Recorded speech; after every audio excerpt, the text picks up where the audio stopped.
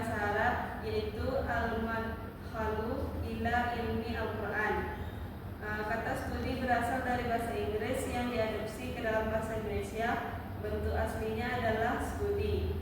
Jika terjemahkan ke dalam bahasa Indonesia menjadi mempelajari atau mengkaji. Nama-nama lain Al-Quran ada 4. Yang pertama Al-Furqan, yang berarti memisahkan atau membedakan. Yang kedua Az-Zikir, yang berarti peringatan. Yang ketiga At-Tanzil, yang berarti diturunkan. Yang keempat Ar-Ruh, yang berarti jiwa. Judul kedua yaitu sejarah turunnya Al-Quran. Al-Quran sebagai wahyu Allah Subhanahu wa taala diturunkan kepada Nabi Muhammad SAW. Tahap proses turunnya Al-Quran yang pertama yaitu secara sekaligus. Dalam sebagian tafsir, Lauhul Mahfuz disamakan dengan kitab maknun, yang berarti kitab terjaga. Yang kedua yaitu Al-Quran diturunkan secara berangsur-angsur. Turunnya ayat Al-Quran tidaklah sekaligus secara keseluruhan, tetapi berangsur-angsur sesuai dengan keperluan yang ada. Hikmah diturunnya Al-Quran yaitu yang pertama memantapkan hati Nabi, yang kedua menentang dan melemahkan para penentang Al-Quran, ketiga memudahkan untuk dihafal dan dipahami. Judul selanjutnya yaitu pengertian tafsir dan takwil serta perbedaannya. Secara bahasa, tafsir berasal dari kata fasara yang bermakna menjelaskan, menyingkap dan menerangkan sesuatu yang samar. Menurut Hakmi Hidayat dalam Jurnal Studi Islam Indonesia, tafsir adalah usaha manusia yang dilakukan oleh seorang mufasir untuk mengungkapkan pesan ilahi yang terkandung dalam Al-Quran melalui pendekatan kebahasaan, riwayat dan konteks histori. Sedangkan takwil berasal dari awala yang berarti mengembalikan sesuatu kepada asal atau maksudnya. Secara istilah, takwil adalah mengalihkan lafaz dari makna zahirnya menuju makna lain yang dibenarkan oleh dalil, baik berupa nas syar'i, bahasa atau akal. Perbedaan tafsir dan takwil yaitu fokus pada makna, yang kedua fokus pada metode, yang ketiga fokus pada objek. Tujuannya yaitu tafsir bertujuan menjelaskan pesan Al-Quran secara praktis agar dapat diamalkan, sedangkan takwil bertujuan menjaga kemurnian akidah, memberikan makna rohani dan menjawab persoalan filosofis. Selanjutnya yaitu pentingnya keseimbangan ekonomi dan keadilan sosial dalam Al-Quran. Al-Quran menekankan pentingnya keseimbangan ekonomi dan keadilan sosial untuk mencapai kesejahteraan dan kemakmuran.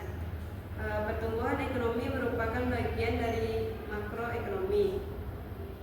Teori pertumbuhan ekonomi menurut ekonomi Islam menekankan prinsip keadilan, kesejahteraan sosial dan distribusi kekayaan yang merata. Selanjutnya itu materinya keadilan sosial dalam perspektif Al-Quran. Kata adil berasal dari kata adalah ya dilu adalan, yang berarti kebenaran atau menghukum dengan benar atau adil. Adil adalah sifat perbuatan manusia. Menurut arti katanya, adil artinya tidak sewenang-wenang kepada diri sendiri maupun kepada pihak lain. Judul selanjutnya yaitu maqasid syariah sebagai landasan ekonomi Islam dalam meningkatkan kesejahteraan. Sejarah mencatat bahwa gagasan maqasid pertama kali dirumuskan secara sistematis oleh Imam Al-Ghazali.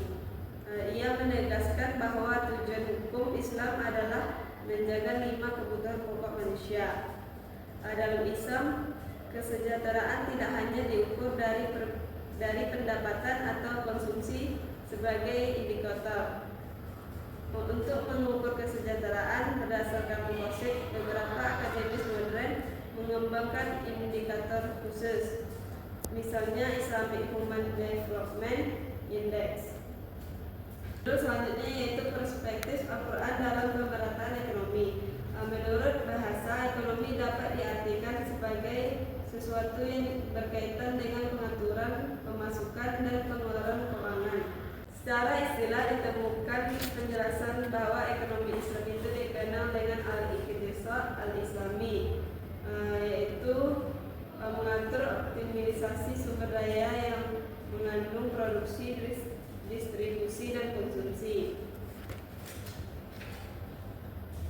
Istilah-istilah ekonomi dalam Al-Quran yaitu yang pertama iqtisad, yang berarti sederhana. Yang kedua yaitu qasdu, yang berarti jalan yang lurus. Yang ketiga yaitu ada qasidan, yang berarti jalan yang sederhana. Yang keempat ada muqtasidun, yang berarti menempuh jalan yang lurus baik dalam ucapan maupun perbuatan. Judul selanjutnya yaitu peran Al-Quran dalam menjawab sistem konvensional. Perkembangan ekonomi dunia modern banyak dipengaruhi oleh sistem ekonomi konvensional, terutama kapitalisme dan sosialisme. Dalam konteks Al-Quran hadir bukan sekadar sebagai kitab suci yang memberi tuntunan spiritual, tetapi juga sebagai pedoman komprehensif yang mencakup dimensi sosial, politik, dan ekonomi. Larangan riba mendorong lahirnya perbankan syariah dan sistem keuangan berbasis bagi hasil yang lebih adil. Zakat, infak, dan wakaf menjadi instrumen yang nyata dalam pengentasan kemiskinan. Judul selanjutnya yaitu kewirausahaan dalam ekonomi kreatif dalam Al-Quran. Kewirausahaan adalah berasal dari bahasa entrepreneurship dalam bahasa Inggris, yang berarti bertualang atau pengambilan risiko. Kewirausahaan dapat diartikan sebagai usaha yang kreatif yang dibangun untuk membangun value dari yang belum ada menjadi ada. Nilai-nilai etika bisnis dalam Al-Quran itu ada kejujuran dan transparansi, riba dan penipuan, keadilan dan keseimbangan, serta mengutamakan kemaslahatan. Ekonomi kreatif adalah suatu konsep di mana ilmu pengetahuan dan teknologi berkontribusi dalam mendorong pembangunan ekonomi. Judul selanjutnya yaitu Al-Quran sebagai keseimbangan dunia dan akhirat. Al-Quran merupakan kitab suci yang diyakini berisi wahyu yang otentik dari Allah. Umat Islam meyakini dan menempatkan kitab suci ini sebagai sumber utama ajaran Islam dan menjadi pedoman hidup yang bersifat abadi dan universal. Kehidupan manusia terdiri dari dua aspek yang penting, yaitu kehidupan dunia dan kehidupan ukhrawi. Manusia harus bisa menyelaraskan dan menyeimbangkan dua aspek tersebut dalam semua aktivitas sehingga dapat memenuhi kewajiban jasmani dan rohaninya. Keseimbangan hidup di dunia dan akhirat adalah ajaran agama Islam yang harus dijalani oleh umatnya sebagaimana yang sudah tertera pada pedoman umat Islam yaitu Al-Quran dan hadis. Dalam perspektif Islam, dunia bukanlah tujuan akhir dari perjalanan hidup manusia. Karena itulah dunia ini tidaklah kekal, karena akan selalu ada kematian sebagai akhir dari kehidupan di dunia ini. Judul selanjutnya yaitu membangun kecerdasan emosional melalui zikir dan perspektif Al-Quran. Dalam perspektif Islam, kecerdasan emosional bukanlah konsep baru. Sejak turunnya Al-Quran, Allah telah mengajarkan umat Islam tentang pentingnya pengendalian diri, kesabaran, dan ketenangan hati. Kecerdasan emosional dalam Islam sejalan dengan akhlak karimah yang diajarkan Rasulullah SAW. Secara etimologis, kata zikir dalam Al-Quran yaitu bermakna yang pertama mengingat Allah dalam hati, yang terdapat dalam Quran surat Ar-Ra'd ayat 28. Yang kedua menyebut nama Allah dengan lisan, yang terdapat dalam Quran surat Al-Ahzab ayat 41 sampai 42.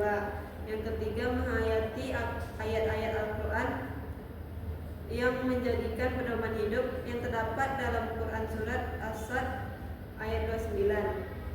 Terus selanjutnya yaitu etika penggunaan media sosial dalam perspektif Al-Quran.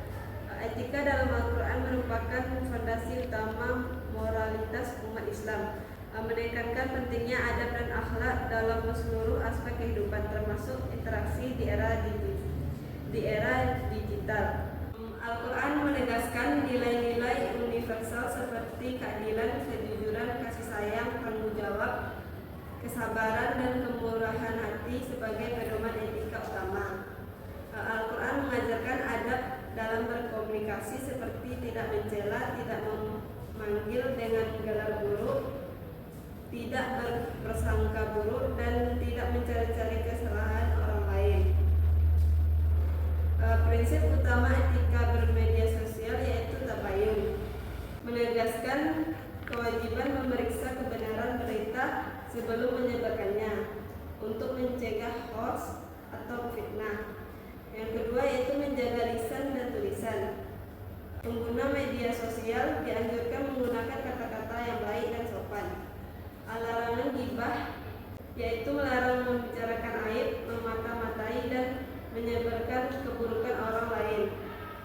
Yang keempat, menyampaikan kebaikan dan nasihat, yaitu menganjurkan berdakwah dan memberi nasihat dengan hikmah dan cara yang baik. Yang kelima, menjaga ukhuwah dan persaudaraan, yaitu melarang menghina, mencela, dan merendahkan, serta menekankan pentingnya menjaga persatuan. Dampak negatif penggunaan media sosial tanpa etika: penyebaran fitnah, hoax, dan ujaran kebencian, rusaknya persaudaraan dan pencegahan umat, menurunnya akhlak generasi muda. Dampak negatif penggunaan media sosial tanpa etika yaitu penyebaran hoax, perpecahan, dan penurunan akhlak. Pengguna media sosial tanpa etika secara konsisten dikaitkan dengan berbagai dampak negatif yang signifikan, yaitu termasuk penyebaran fitnah atau hoax, rusaknya persaudaraan, perpecahan umat, dan penurunan akhlak generasi muda. Baiklah, hanya itu yang dapat saya sampaikan. Sekian dari saya akhiri dengan wassalamualaikum warahmatullahi wabarakatuh.